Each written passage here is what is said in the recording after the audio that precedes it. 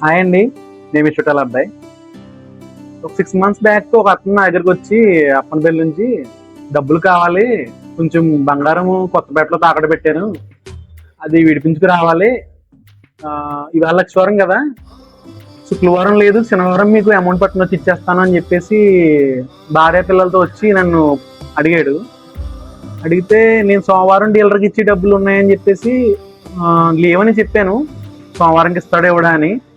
Dam షూర్గా నేను ఇచ్చేస్తాను, Saturday ఇచ్చేస్తాను, ఏమనుకోకు ప్లీజ్, నన్ను అర్థం చేసుకో, బంగారం మళ్ళీ ఆప్షన్ పెడతా అంటున్నారు అని అడిగి నేను డబ్బులు తీసుకున్నాడు.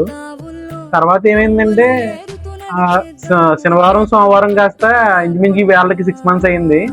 6 months అయిపోలేదు. అలాగే చాలా మంది రేపిస్తాను మాపిస్తానని చాలా మంది డబ్బులు ఇవ్వకుండా ఆపేస్తున్నారు. ఇలా చేయడం వల్ల డబ్బులు ఇచ్చేవాడికి ఏమి కావదు, డబ్బులు తీసుకునే వాళ్ళకే ఇబ్బంది.